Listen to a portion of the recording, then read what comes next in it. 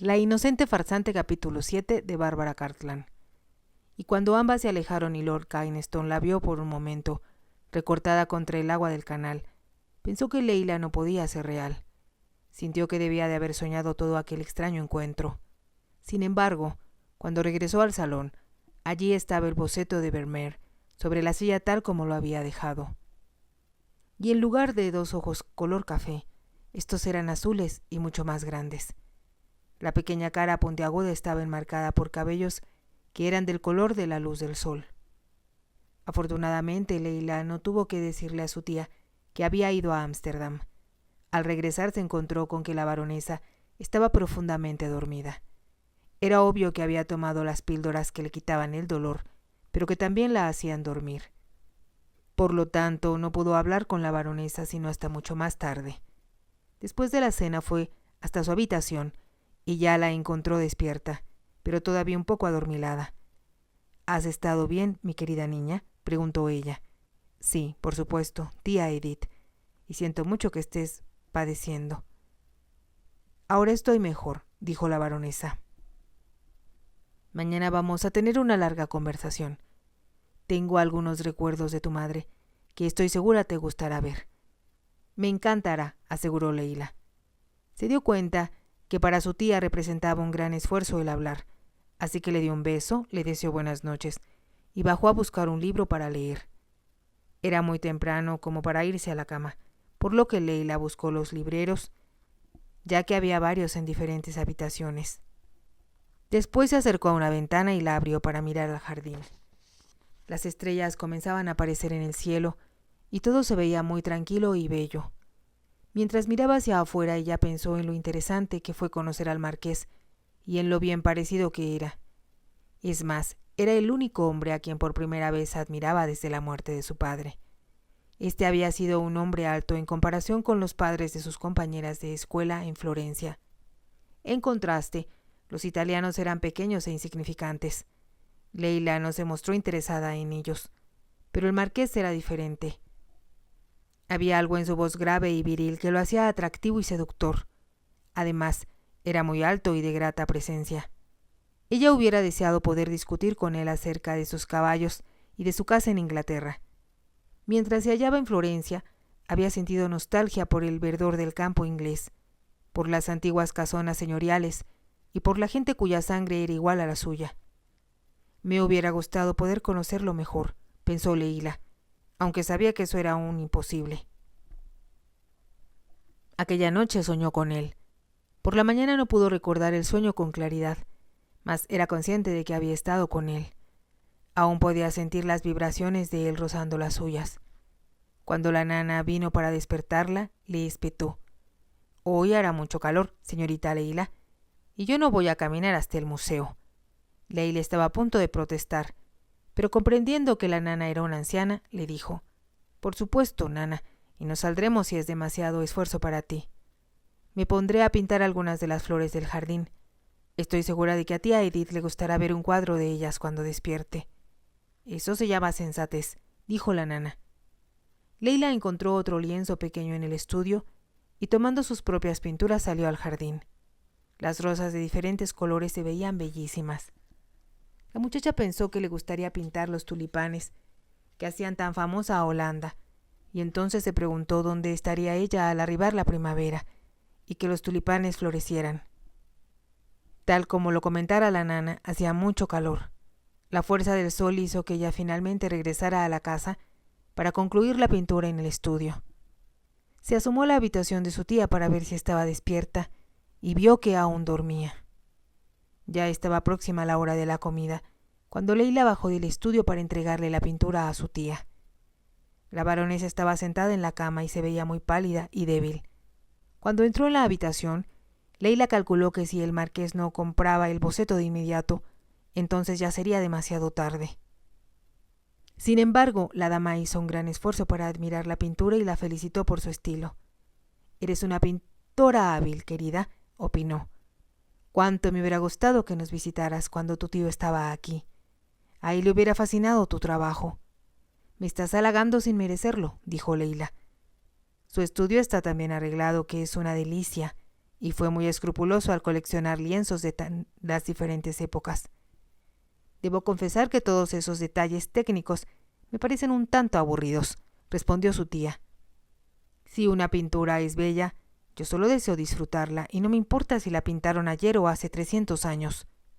Leila, sonriendo, respondió: Nunca se debe hablar así cuando se vive en Holanda. Por supuesto que no, estuvo de acuerdo la baronesa. Pero en Inglaterra sí me entenderían. Leila comió sola en el pequeño comedor, y cuando hubo terminado, la nana le hizo ver: Su tía está dormida, así que no la moleste. Yo me encargaré de cuidar su sueño. Descansa, nana, respondió Leila. Yo voy a leer algunos de los libros que he visto en el salón. Más tarde, si refresca, quizá podamos ir al museo. Observó que a la anciana le agradó la idea, y entró en el salón donde todas las ventanas permanecían abiertas. Las puertas también estaban así, y el aroma de las flores del jardín perfumaba el interior de la casa. La mayoría de los libros estaban escritos en holandés, pero también encontró algunos en francés y 1 o 2 novelas en inglés.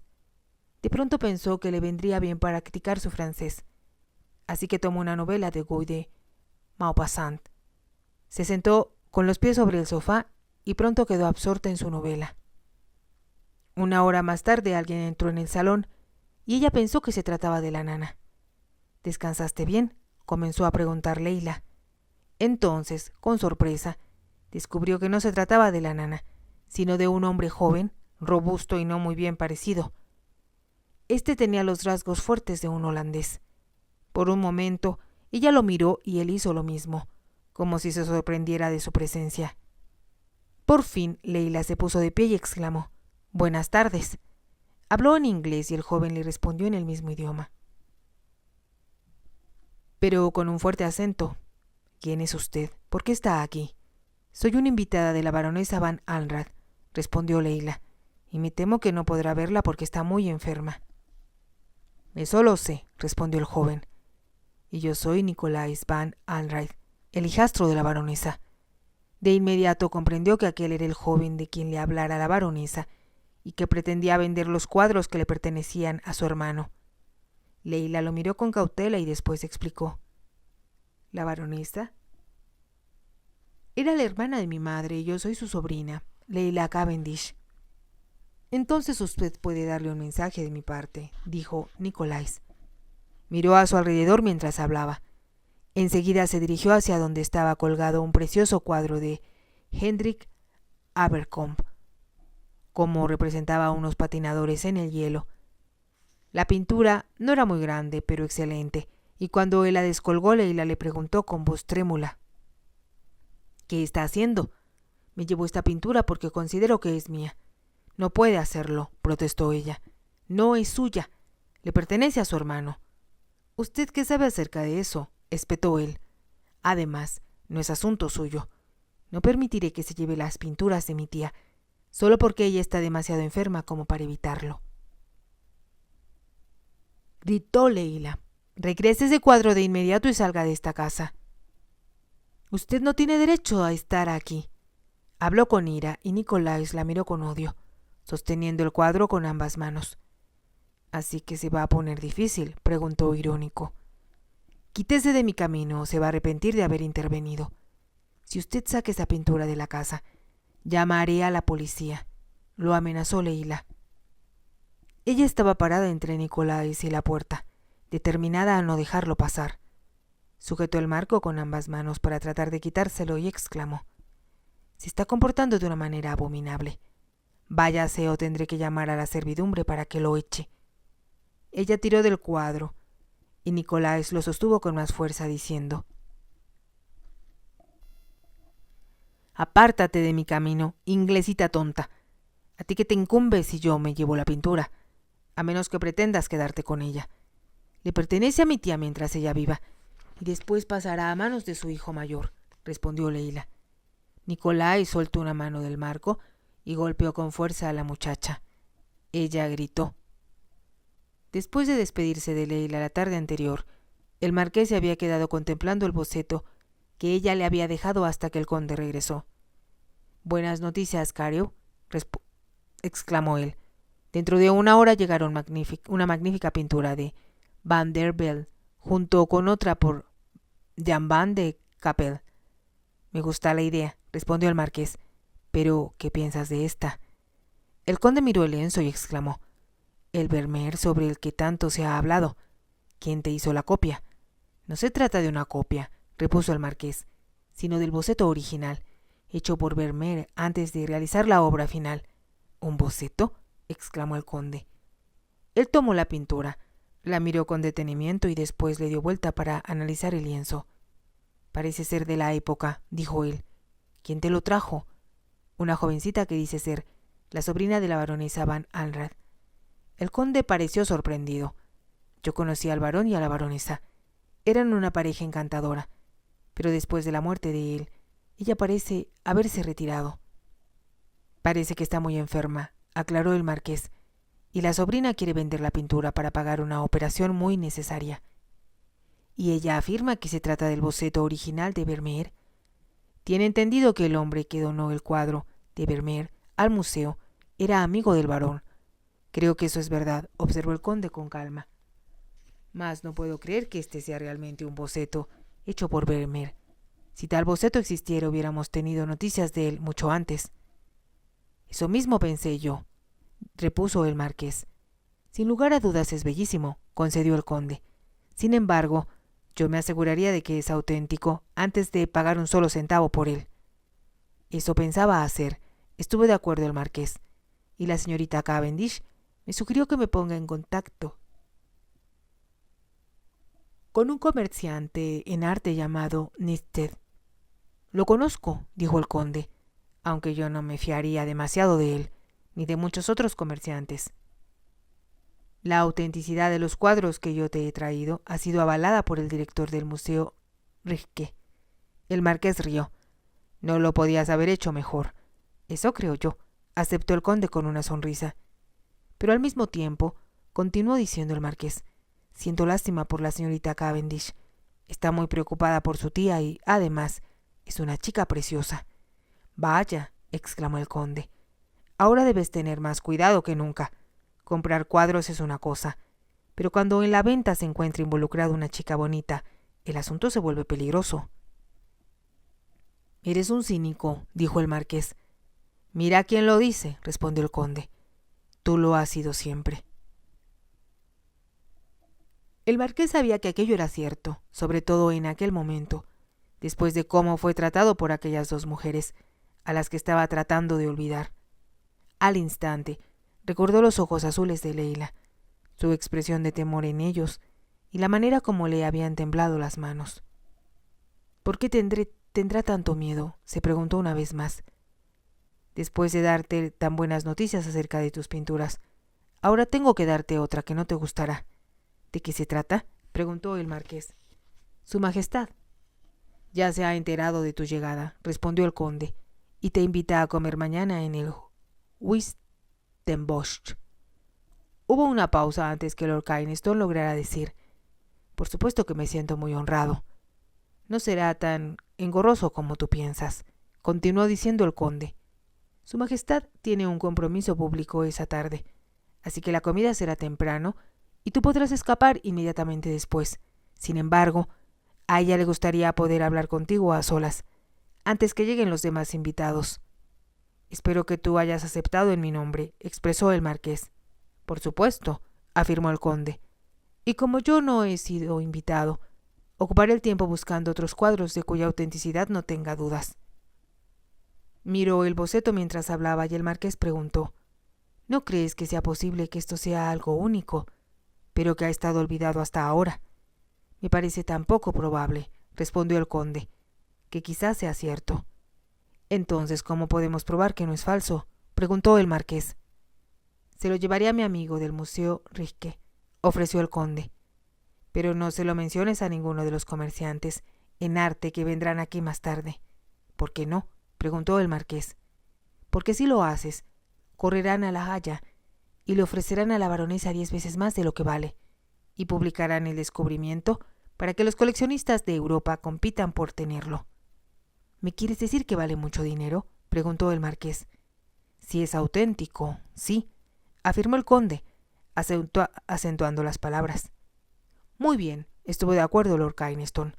Lo mantendremos en secreto, mas en caso de adquirirlo, quiero pagarle a la chica un precio justo, ya que ella lo necesita para la operación de su tía. Otra cosa que también debes investigar, dijo el conde, es si la baronesa realmente necesita la operación. Parece ser la socorrida historia del familiar que se muere, utilizada para conmover el corazón del coleccionista. «Eres muy escéptico», exclamó el marqués. «Ella es una chica muy joven, que no podría engañar a nadie». Habló convencido, aunque una vez más se preguntó por qué mostraba ya tanto miedo. De pronto se escucharon voces en el vestíbulo, y el conde se dio cuenta de que las pinturas que él había seleccionado acababan de llegar. De inmediato tomó el boceto de Leila y lo guardó en un mueble.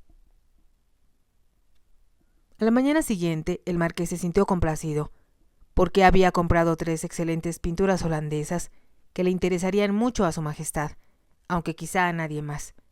Sobre todo, le gustaba mucho la escena de los patinadores, que por ser de excelente calidad había costado mucho dinero. También los otros 2 enriquecerían su colección. Invirtió mucho dinero, pero sabía que había pagado menos por ellos de lo que hubiera pagado en una galería. Estaba dispuesto a comprar varios más, antes de regresar a Inglaterra. A la hora del desayuno, el conde le hizo saber que su mejor carruaje y sus caballos más veloces lo estaban esperando para conducirlo a La Haya. «Pensé que quizá te gustaría llegar temprano», dijo él, «para que puedas visitar el museo Mauritshuis antes de la comida y veas la pintura original de Vermeer». «Eso es lo que intento hacer», respondió el marqués. «Ya he visto reproducciones en los diarios ingleses. Sin embargo, no podría irme de Holanda sin ver el original. Mientras permanezcas en La Haya debes aprovechar la oportunidad para visitar a la baronesa y comprobar si está realmente enferma, como te lo han dicho». «¿Todavía lo dudas?», le preguntó el marqués. «Deberías ser detective, Hans. Si supieras la manera poco honesta en que se comportan muchos comerciantes cuando se trata de hacer dinero, comprenderías que aquí se pueden escribir docenas de historias sobre detectives cada semana». El marqués estaba a punto de hacer un comentario chusco, pero entonces recordó que de no haber sido por Willy, a él lo hubieran sorprendido en una posición humillante, pues él no había tenido la menor sospecha de lo que estaban tramando. Por un momento sus ojos se ensombrecieron y sus labios formaron una línea recta. En ese momento, el conde empezó a hablar acerca de otros tópicos hasta que el marqués estuvo listo para partir a La Haya. Disfrutó plenamente del paseo en el carruaje, pues no le importaba el calor, y el paisaje le resultó muy atractivo. Cuando llegó al Mauritshuis, atravesó las diferentes galerías hasta encontrar el Vermeer. Se quedó admirando el cuadro y comprobó que el boceto que Leila le llevara era una representación excelente de la obra del maestro. Pero mientras lo miraba una vez más, comenzó a recordar 2 grandes ojos azules, con el temor reflejado en ellos. La reina Wilhelmina se sintió encantada cuando el marqués llegó a Louis den Bosch. Su majestad comenzó a recordar el tiempo que había pasado en Caen y lo mucho que había disfrutado durante aquella visita. Después de informarse por el bienestar de los familiares del marqués, preguntó: «¿Y cuándo piensa casarse, milord? Estoy segura de que Caen necesita una anfitriona». «Quizá eso sea cierto, majestad, pero mientras eso ocurre estoy disfrutando de mi soltería», respondió el marqués con una sonrisa. «Milord debería pensar un poco más en su futuro», sugirió la reina muy en serio.